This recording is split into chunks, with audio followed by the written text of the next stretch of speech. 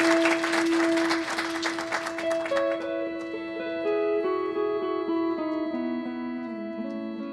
was a very emotional child. When I was 6 years old, I was watching E.T.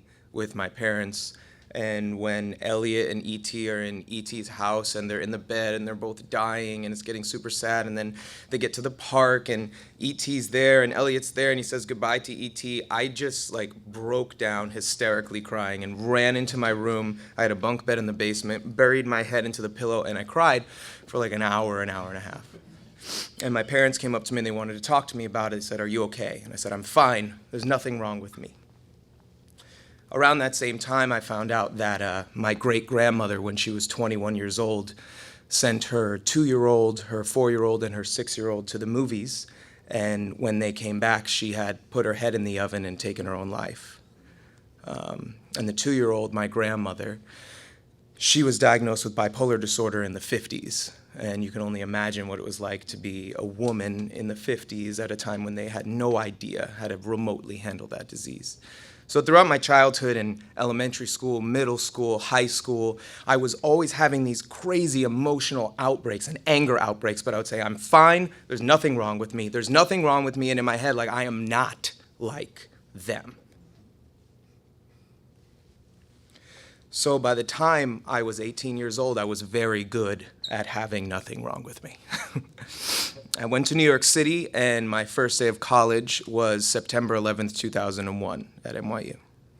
And I'm all super excited. I come out of my dorm in Washington Square Park, and I have an MP3 player in my headphones, and I'm listening to Beautiful Day by U2. And I like stay in the lobby. I'm this guy, and I'm like, I wait for it. It's like do do do do do do do do do do. It's a beautiful day, and I like walk out on the street. I'm like, it was a marvelous day. If you were here, it was gorgeous. So I walk up to the street, and I'm like hopping around, and I get to a studio, and I'm going to musical theater school. So my first class is music theory, and I sit down, and I'm feeling super isolated. I don't know anyone. I recognize immediately that people are from around the world, around the country. I'm probably the only one from the New York area, and but I'm fine, chilling. And then all of a sudden, this guy comes in the door. He's about 6'3", looks like Fabio. He's got curly hair, like down to here, and he's like, "Oh my God, like a plane just hit the World Trade Center." And I hear some people laugh. I realize people probably don't even know what the World Trade Center is. So I'm taking this in, and musical theater school. So around me in like 5.1 Dolby Digital sound, I hear, "A plane hit the World Trade Center, a plane, a plane, a plane." It's funny, guys. And it was mind-blowing. So I sit there, and the head of the school comes in, and he tells us that the first building had fallen, and we're gonna stay in school, but he wanted to let us know that they're gonna figure out what we're gonna do. So we go to our next class, and my next class was ballet, and I'd never taken ballet before, and I put on my tights and head into this room, and I don't know if you've ever taken a ballet class, but the music is very minor and very freaky and creepy. So we're sitting there taking ballet, doing these moves, and knowing that people are dying within a mile from where I'm standing. And they finally come in and realize that we shouldn't be taking ballet class. So they let us go. And I walk out into the street, and the studio was on 18th Street between 5th Avenue and 6th Avenue. And I walk down 5th Avenue, and 5th Avenue, you have a straight shot of the towers. And there's just this massive cloud of smoke. And everybody is just frozen.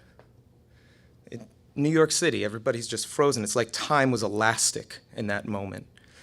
And I'm standing there and I'm looking around, and that was the beginning of my unraveling.